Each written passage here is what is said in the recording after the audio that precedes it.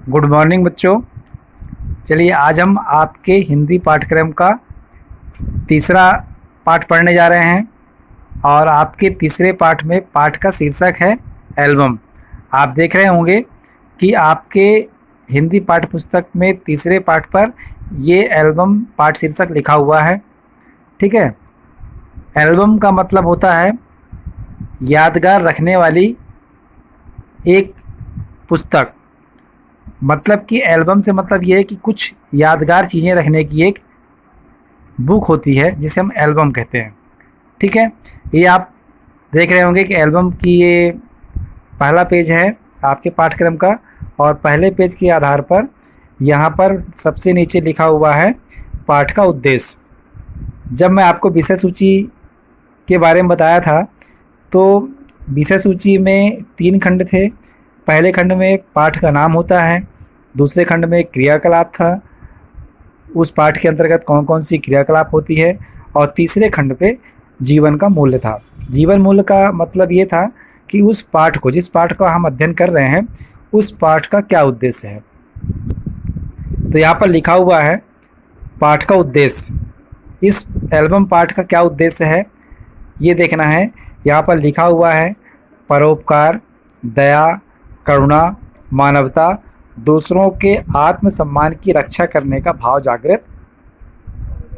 जगाना। ठीक है, यह भाव जागृत करना। मतलब इस पाठ का उद्देश्य यह है कि हमें दूसरे के प्रति त्याग की भावना रखना चाहिए, दूसरे के प्रति उपकार करना चाहिए, हमारे भावों में दया होना चाहिए, करुणा भी होना चाहिए। ठीक है, मानवता के भी भाव होने चाहिए, एक दूसरे को समझने का भाव होना चाहिए और दूसरे के आत्मसम्मान की रक्षा करने का भी भाव होना चाहिए। ठीक है, हमें हर समय यही कोशिश करना चाहिए कि हमारे वजह से किसी के भाव को, किसी के मन को, किसी के हृदय को ठेस ना पहुँचे। ठीक है, चलिए आगे हम पाठ को देखते हैं। पाठ में क्या लिखा हुआ है। बच्चों, पाठ को प्रारंभ करने से पहले हम उस पाठ शीर्षक के जो लेखक हैं, हम उनके जीवन परिचय के बारे में भी कुछ जानना चाहेंगे। तो आज का जो हमारा पाठ शीर्षक है एल्बम, उसके लेखक जो हैं, उस एल्बम पाठ शीर्षक को लिखने वाले जो हैं वो है सुदर्शन जी हैं। ये इनका चित्र देख रहे हैं आप, ये सुदर्शन जी का चित्र है, आप देख सकते हैं। और सुदर्शन जी का पूरा नाम था पंडित बद्रीनाथ भट्ट। ठीक है, सुदर्शन जी के जीवन परिचय में यहाँ कुछ संक्षिप्त जानकारी दी गई है, आप देख सकते हैं। सुदर्शन जी का जन्म 1896 1896 में हुआ और 1967 में उनकी मृत्यु हो गई। ठीक है, और वो उनका जन्म जो हुआ था वो सियालकोट में हुआ था। सियालकोट में हुआ था उनका जन्म। और ये सियालकोट कहाँ है? वर्तमान पाकिस्तान में, मतलब कि अभी भी सियालकोट जो है पाकिस्तान का एक हिस्सा है। ठीक है, तो पाकिस्तान में उनका जन्म हुआ था। सुदर्शन जी प्रेमचंद परंपरा के ऐसे रचनाकार थे जिनका दृष्टिकोण सुधारवादी था। इन्होंने उपन्यास तथा कहानियाँ लिखी। सुदर्शन जी बहुत ही अच्छे सुधारवादी दृष्टिकोण के थे और प्रेमचंद की परंपरा पर वो चलते थे। प्रेमचंद के आदर्शों को बहुत अच्छे से मानते थे और उन्हीं के ज़्यादा से ज़्यादा आदर्शों और विचारों पर वो रचना करते थे। और उनके अंदर एक सुधारवादी व्यक्तित्व था। लोगों को ऐसी प्रेरणा देते थे कि जिससे लोगों के अंदर कुछ ऐसे भाव जागृत हो जाएं जिनसे वो समाज में और राष्ट्र में एक नाम हासिल करें और लोगों के अंदर सुधार की कुछ भावनाएं आएँ। ठीक है, परोपकार की भावना हो, आत्मसात करने की भावना हो और उसके साथ साथ जैसे कि मानवतावाद का भावना हो इत्यादि। सुदर्शन जी का जो रचनाएं हैं नीचे लिखी हुई हैं, आप देख सकते हैं। इनकी प्रमुख कहानी का संग्रह, इनकी प्रमुख कौन कौन सी कहानियाँ इन्होंने लिखा। सुदर्शन जी ने लिखे सुमन, पुष्पलता, पनघट आदि। ये उनकी कहानी है जो बहुत ही अच्छी प्रेरणादायक हैं। ठीक है, उसके बाद उस उपन्यास भी लिखे हैं। क्योंकि प्रेमचंद के परंपरा पे वो चलते थे, प्रेमचंद के आदर्श के हिसाब से वो चलते थे।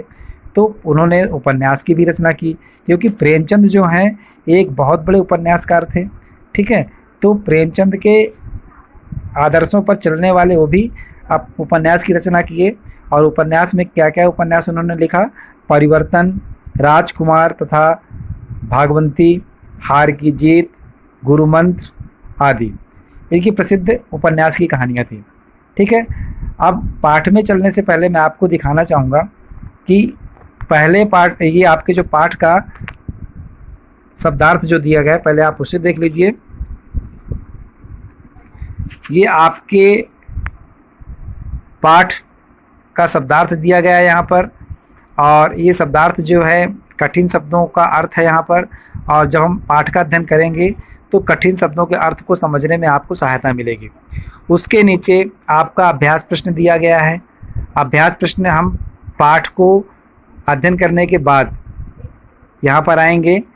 ठीक है, चलिए देखते हैं पाठ में क्या क्या दिया गया है और हमें किन किन भावों से प्रेरित करना चाहते हैं सुदर्शन जी। ठीक है, तो चलिए देखते हैं पाठ में क्या क्या लिखा हुआ है। चलिए बच्चों, हम पाठ को पढ़ना प्रारंभ करते हैं। आप पाठ को ध्यान से देखते जाइएगा और समझते भी जाइएगा, और कहाँ पर मैं पढ़ रहा हूँ इसको भी आप बराबर मिलान करते जाइएगा। चलिए देखते हैं, पाठ की पहली लाइन को पढ़ते हैं। क्या लिखा हुआ है कि पंडित सादीराम ने ठंडी आह भरी और सोचने लगे, क्या यह ऋण कभी सिर से न उतरेगा। वे गरीब थे परंतु दिल के बुरे न थे। वो चाहते थे कि जिस तरह भी हो अपने यजमान लाला सदानंद का रुपया अदा कर दें।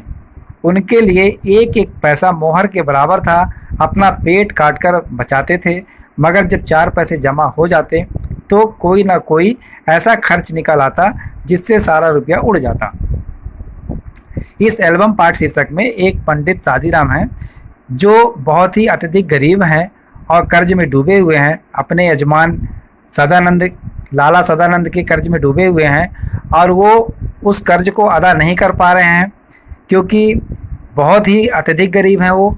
और उस कर्ज के बारे में सोच करके वो एक लंबी सांस लेते हैं और ठंड भरी आह उनके मन से निकलती है, और वो सोचते हैं कि क्या यह कर्ज कभी सिर से न उतरेगा।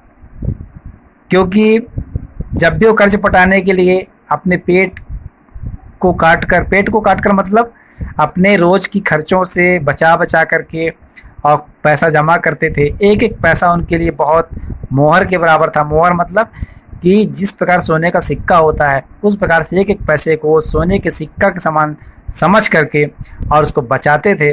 और जब कुछ पैसे जमा हो जाते तो उनके सामने कोई ना कोई ऐसी परेशानी आ खड़ी हो जाती थी कि सारा का सारा जमा पैसा उनका खर्च हो जाता था और उन्हें मजबूरी में खर्च करना पड़ता था, जिस कारण से पंडित सादीराम अपने यजमान लाला सदानंद का कर्ज नहीं पटा पा रहे थे। इसलिए उन्हें एक लंबी सांस लेनी पड़ी, और लंबी सांस लेकर के आह भरी सांस के साथ वो सोचने लगे कि क्या यह ऋण कभी सिर से न उतरेगा। आगे लिखा हुआ है, आप देखेंगे कि पंडित सादीराम के हृदय पर बर्छियां चल जाती थी, मगर वे कुछ न कर सकते थे। मतलब कि उनके हृदय पर इतनी चोटें लगती थी मन में कर्ज न उतार पाने का, और लोगों के सामने मजबूर होने का, और हर तरह से परेशानियों को सामना करने का उनके मन छलनी हो जाता था। ऐसा लग रहा था कि उनके हृदय में बर्छियां चल रही हैं। बर्छियां मतलब होता है घाव करने वाली कुछ लोहे की औजार होती है। ऐसा लग रहा था कि उनके हृदय पर बर्छियों से वार हो गया। इस प्रकार उनके मन के भाव विचलित हो जाते थे और बहुत मजबूर हो जाते थे, और हर बार यही सोचते थे कि क्या यह कर्ज मेरे सर से नहीं उतर पाएगा। इसी तरह कई साल बीत गए। पंडित सादीराम इसी तरह सोचते सोचते कई साल बीत गए। पंडित सादीराम ने पैसा बचाकर, पैसा मतलब एक एक पैसा बचा करके, अपने मेहनत की कमाई से, अपने पेट को काट करके, अपने रोज के खर्चों से बचा करके 80 रुपये जोड़ लिए। कितना रुपये जोड़ लिए? 80 रुपये। 80 रुपये जोड़ लिए। लाला सदानंद के 500 रुपये देने थे। लाला सदानंद का कर्ज कितना था उनके ऊपर? 500 रुपये का था। और वो धीरे धीरे करके एक एक पैसा को जोड़ करके अपने खर्चों से बचा बचा करके लगभग 80 रुपये जोड़ लिए थे। लेकिन 80 रुपये में वो 500 रुपये कर्ज कैसे पटेगा? ठीक है, उनको तो 500 रुपये अदा करना था। अदा करना मतलब उनको चुकाना था। उनका लड़का लगातार 4 महीने से, मतलब उनका लड़का जो था सादीराम का, 4 महीने बीमार रहा। पैसा पैसा करके बचाए हुए रुपए दवा में उड़ गए। पंडित सादीराम ने सिर पीट लिया। अब चारों ओर फिर अंधकार था। यानी कि पंडित सादीराम जो थे वो एक एक पैसा बचा करके और लाला सदानंद का 500 रुपये में कुछ पैसे अदा करने के लिए सोच ही रहे थे कि उनका एक लड़का जो था वो बीमार हो गया और लगातार 4 महीने तक बीमार रहा। जो उनके पास पैसा बचा हुआ था, वो जो इकट्ठा जोड़ के रखे थे अपने कर्ज को अदा करने के लिए, वो पैसा उन अपने बच्चे के बीमारी के इलाज में, दवाइयों में खर्च हो गया। ठीक है, समझ में आ रहा है?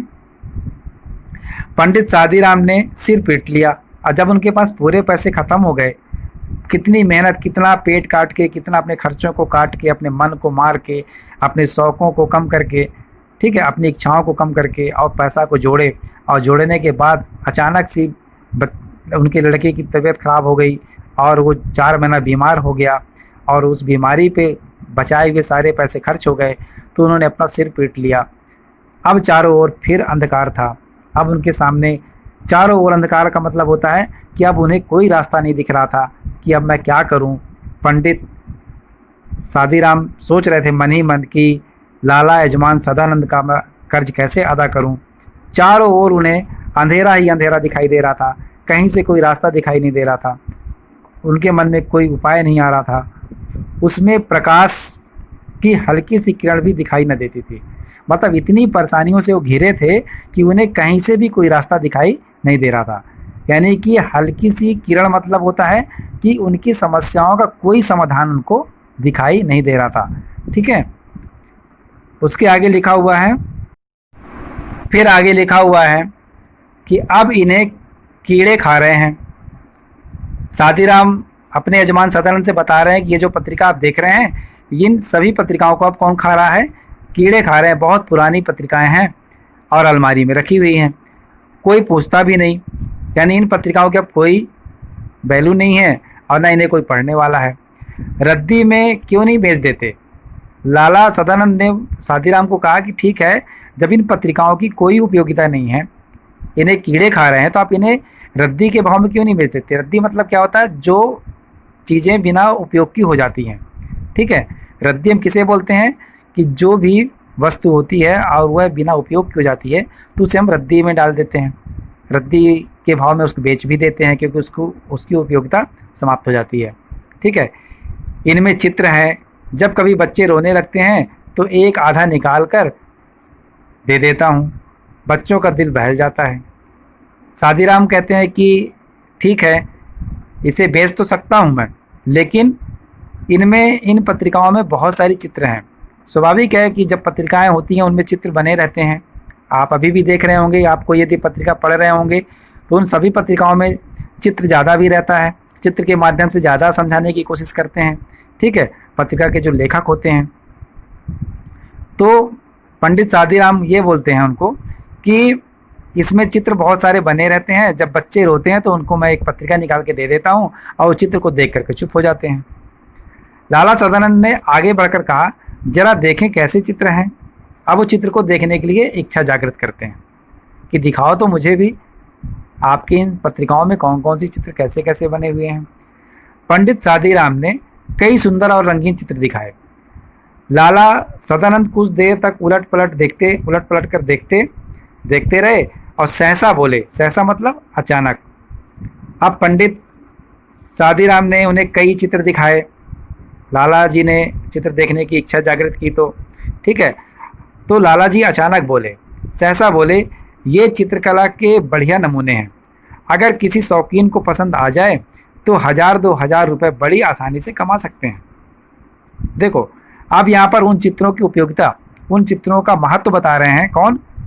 उन पंडित सादीराम के यजमान लाला सदानंद।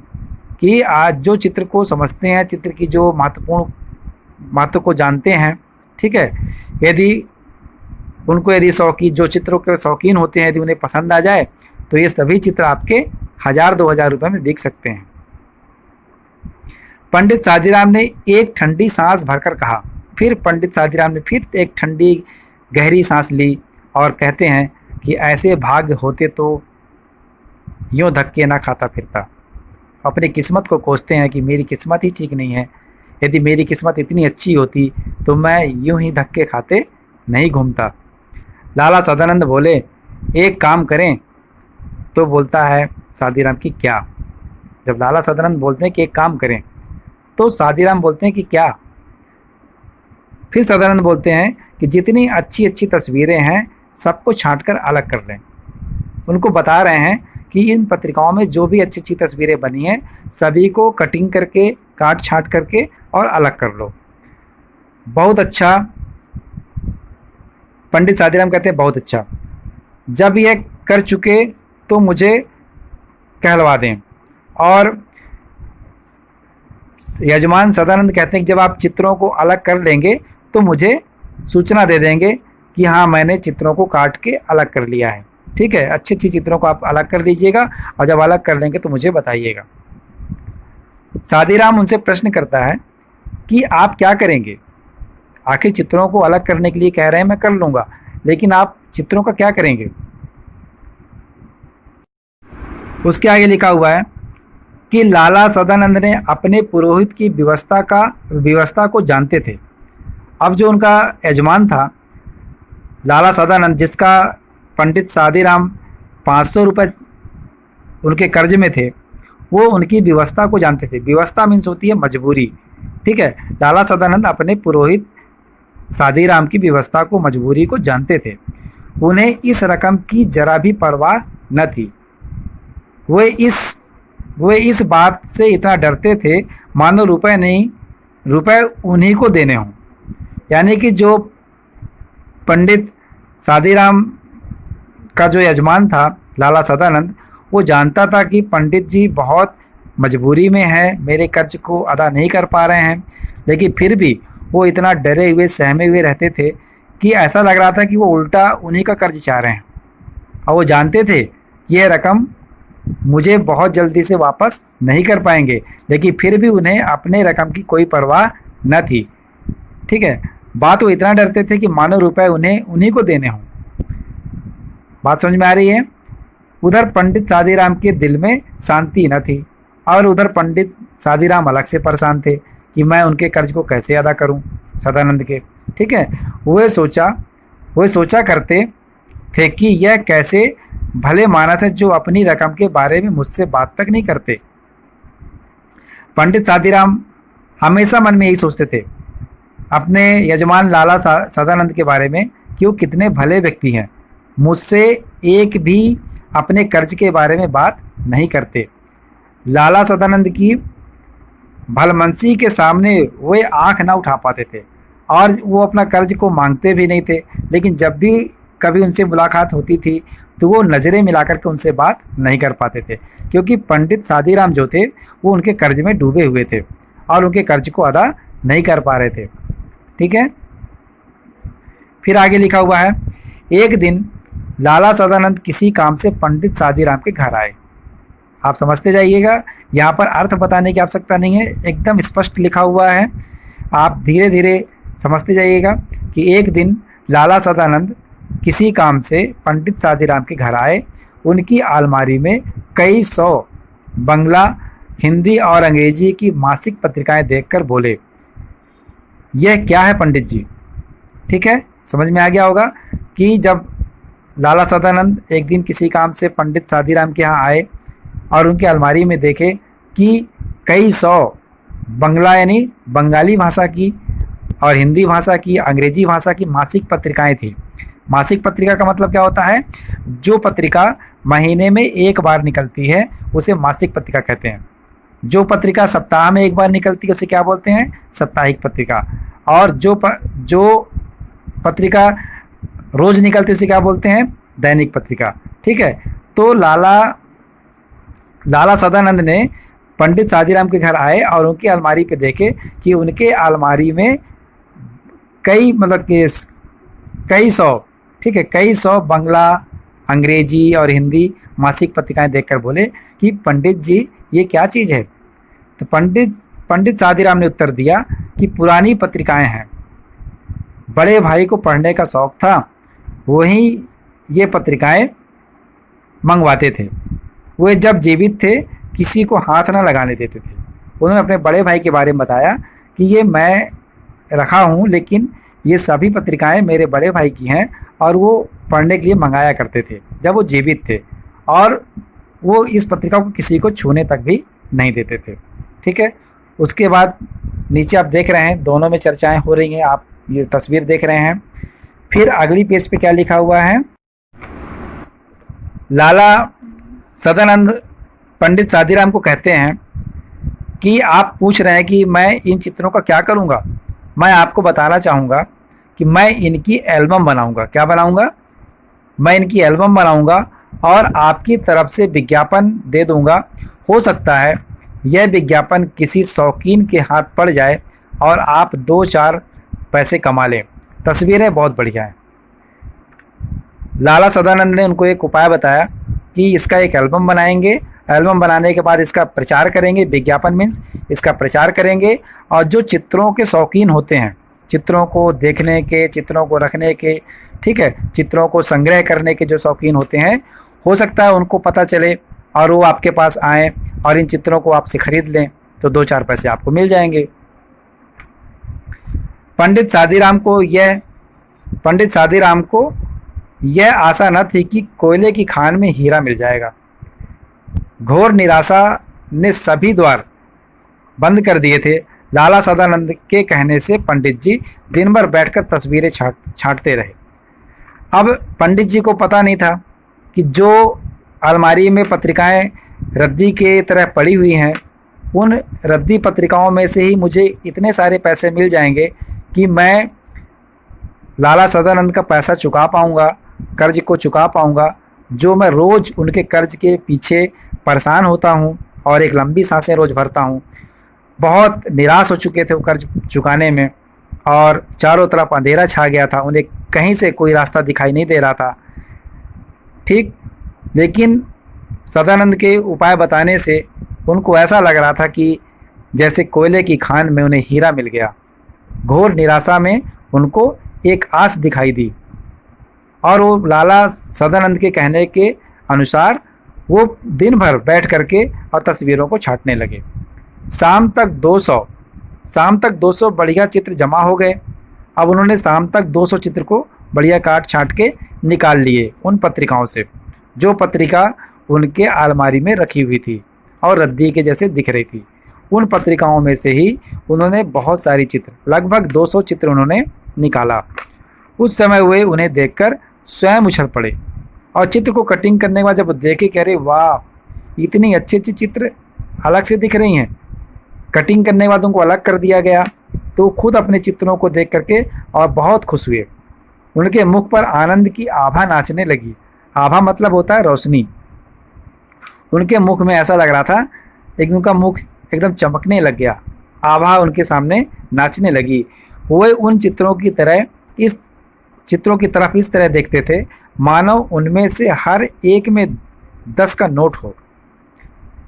पंडित शादीराम उन सभी चित्रों को देख रहे थे और देख देख करके बहुत खुश हो रहे थे कि वाह, कितने अच्छे अच्छे चित्रों का संग्रह है। ऐसा लग रहा था, उनके मन में ऐसा विचार आ रहा था कि हर चित्र उनके लिए एक 10 रुपए के बराबर है। ऐसा लग रहा था कि उस सभी चित्रों में 10-10 के नोट बने हुए हैं। ठीक है, उसके आगे देखते हैं।